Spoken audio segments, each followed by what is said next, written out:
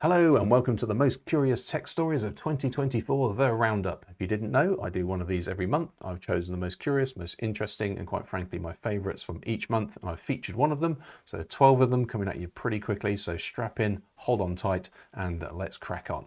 First one is January, obviously, and this is Blue Scutty about to go absolutely crazy because he has just beaten Tetris after 34 years. Never been done before, and that line appearing across there is it crashing, essentially, at level 255, which is the end of Tetris.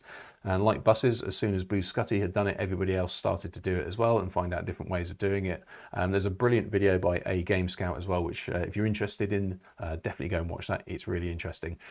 Also interesting is these people like Blue Scutty are amongst us doing these extraordinary things. Absolutely mind-bending. Well done. There you go.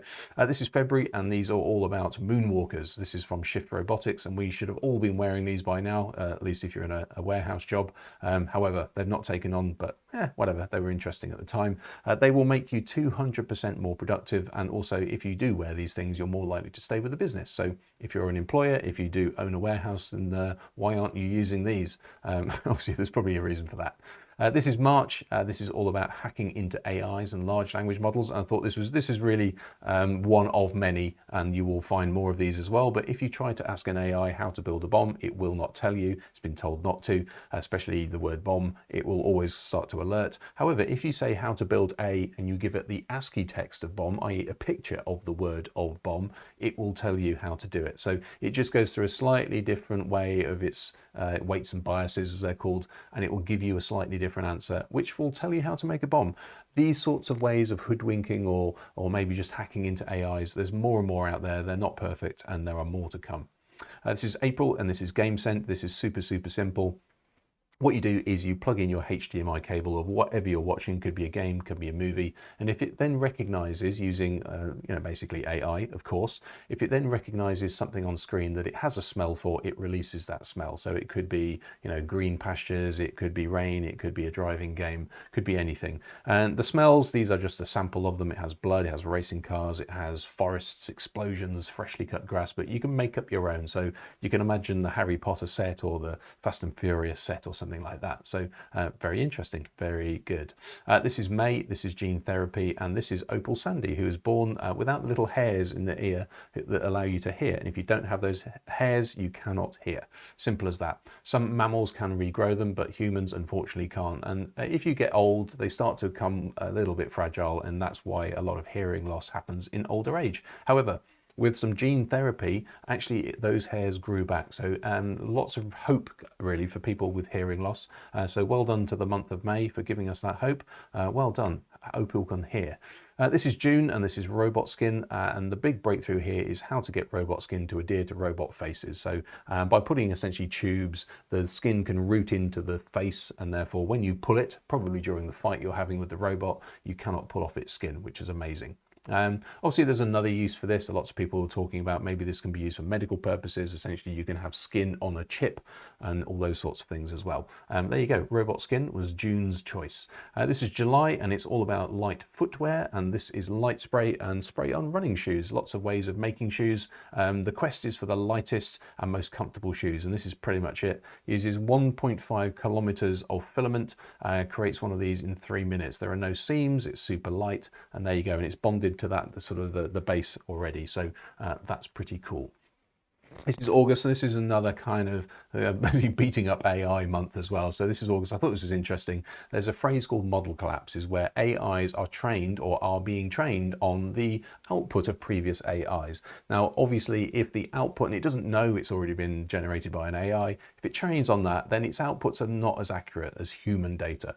So this is a really interesting experiment. It's a paper, and showing you how many generations does it take to essentially break down an AI to gibberish.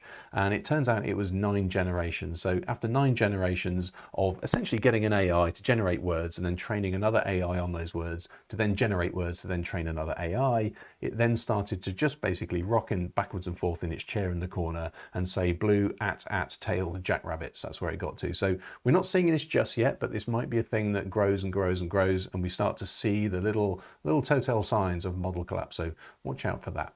This is September, and I do love a good robot, and this is notable for two things. One is it's got a really cool backwards hand that can go backwards and forwards, but also it can detach its hand, and the hand can then run off on its own. Imagine this with batteries in it, by the way, without a tether. And then whatever legs or whatever fingers it's not using to pick up the thing, it can then reuse as legs to get back to the main robot arm and reattach itself. So again, if you're having a bit of a fight with a robot in the future and it starts detaching its legs, or when you're trying to run away from them, then this is probably how it's going to happen. So I thought that was pretty cool. This is October, and well done to Caleb Olsen for this one.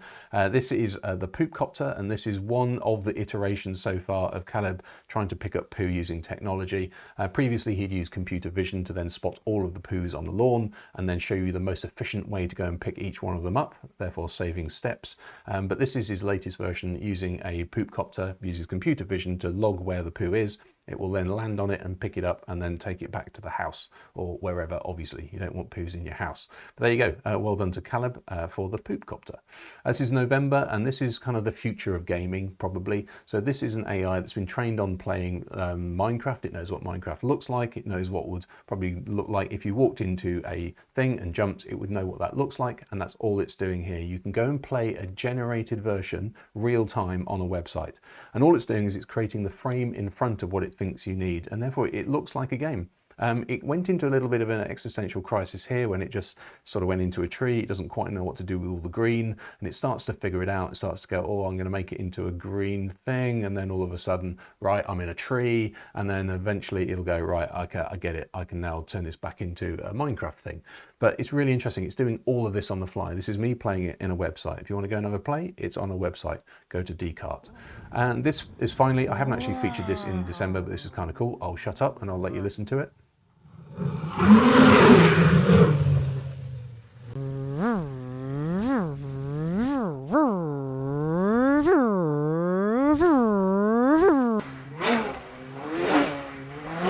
What you're listening to there is Adobe, and that's their sketch to sound, and it allows you to generate sounds, but it allows you to then guide them using your voice, or quite frankly any audio input. Could be a guitar, could be anything. So really interesting. I used to be a games developer, and I always needed that specific sound, and it would have been really good just to sort of have used my voice to create the sound, and a text prompt as well. There you go. That is December. That is 12, hopefully in less than 10 minutes. Hopefully that was useful. Hopefully it was interesting. If it was, give it a thumbs up, give it a like. If you subscribed, awesome. If you've commented on any of my videos during the year, you're my favorite, obviously, and please do that in 2025. Hope you have an amazing year, and I'll see you next week. All right, see you soon.